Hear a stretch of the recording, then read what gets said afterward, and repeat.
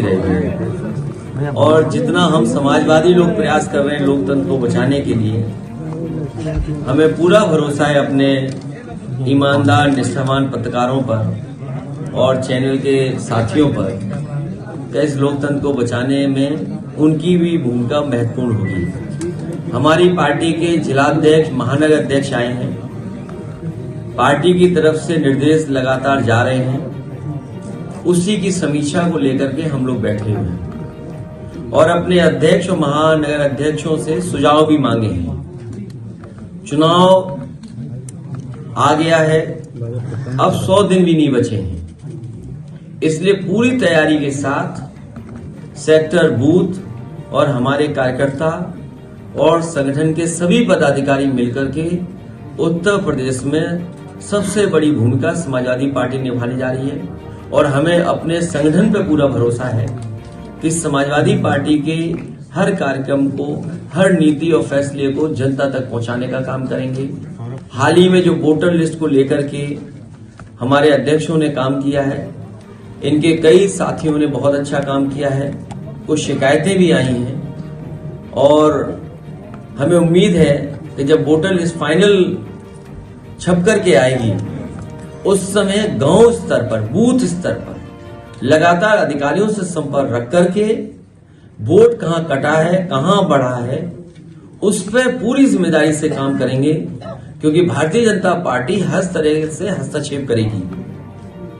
आयोग को भी कहीं न कहीं दबाव मिलेगी। जो अधिकारी हैं वो भी कभी कभी भारतीय जनता पार्टी के रूप में काम करते हैं, इसलिए हर तरफ संगठन के लोगों को नजर रखनी पड़ेगी।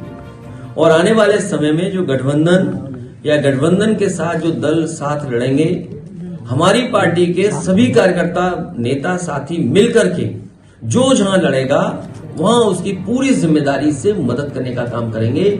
यही लोग हैं जो लगातार मैदान में रहेंगे और हमारे सभी प्रदेश के और राष्ट्रीय पदाधिकारियों की जिम्मेदारी बूथ वाइज बांट करके उनको जिम्मेदारी दी जाएगी।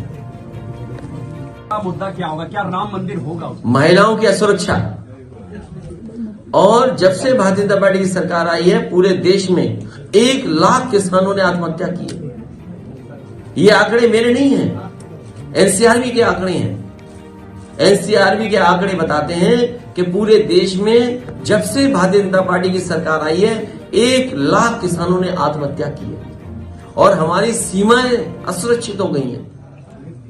जो 1962 के युद्ध की मेमोरियल था, वो सुनने में आया चीन की फौज ने तोड़ दिया।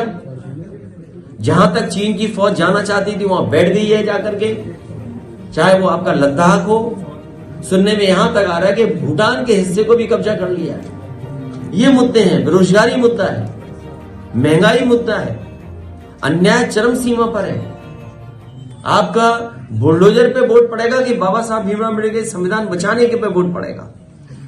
और हमें उम्मीद है इस देश के लोग बाबा साहब भीमराव अम्बेडकर जी के संविधान को बचाने के लिए आगे आएंगे और भारतीय जनता पार्टी को हराने का काम करेंगे। ये हमारे मुद्दे हैं। सकारात्मक मुद्दा क्या होगा?